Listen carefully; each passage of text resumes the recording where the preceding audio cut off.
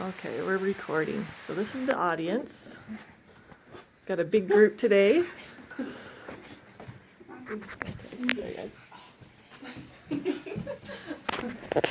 Okay, so imagine a life with no agency. Under the rule of King George III, the colonists of the United States had almost no control over their life.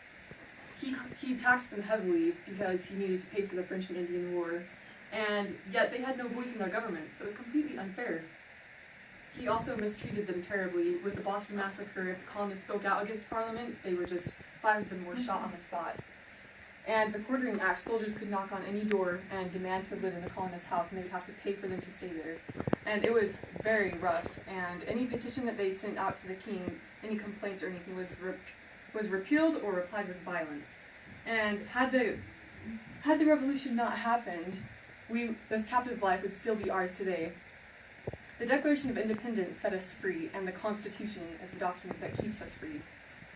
With the main concern being less control and more freedom of our founding fathers, they started out with the first 3 articles of the Constitution being a system of checks and balances to divide power and protect our individual rights.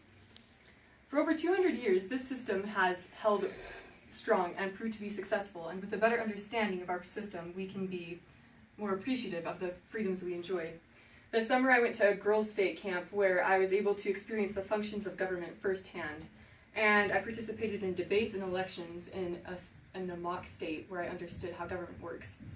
And with the research I've conducted, I've learned that it's a division of power between the legislative, executive, and judicial branches, or also known as the checks and balances, which protect our individual rights.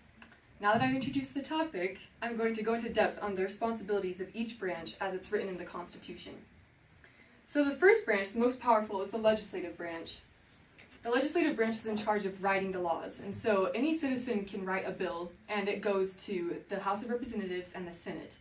And the leader of the Senate is the Vice President, and the leader of the House of Representatives is the Speaker of the House.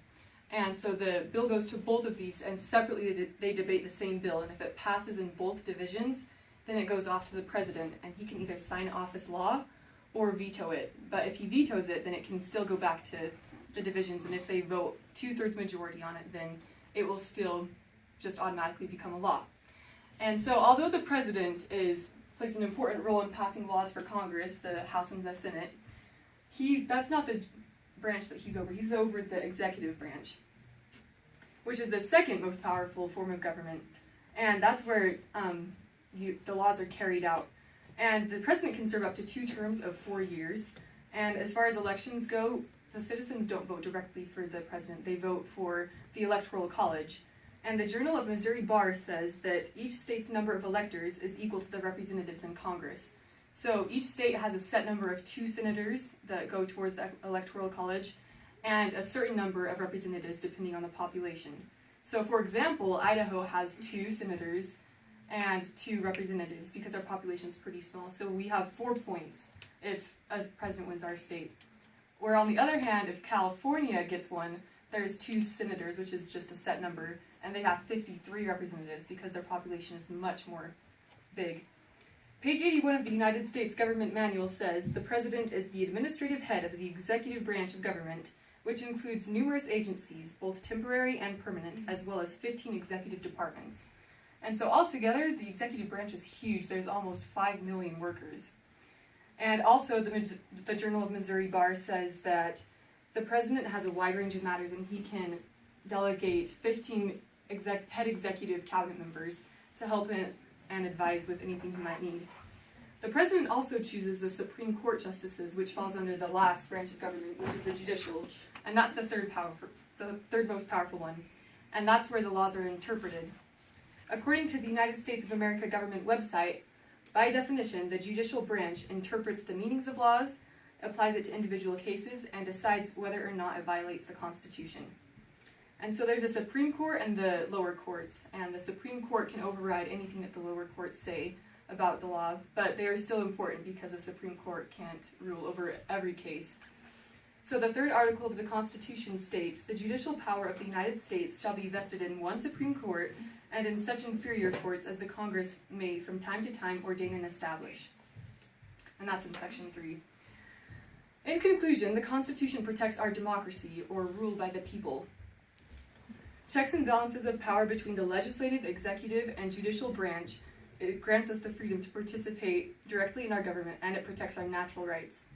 Because of our founding fathers and thousands of Americans who shed their blood over our land, these values hold true still today, 200 years later.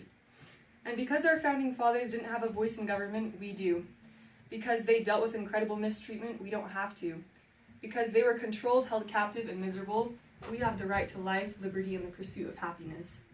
By being more educated in our system of government, we won't take for granted our privileges, and we can promote change and enjoy individuality.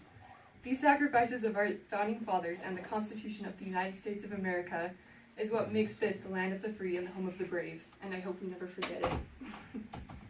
Yay! Great job! Here's the cup. Yay!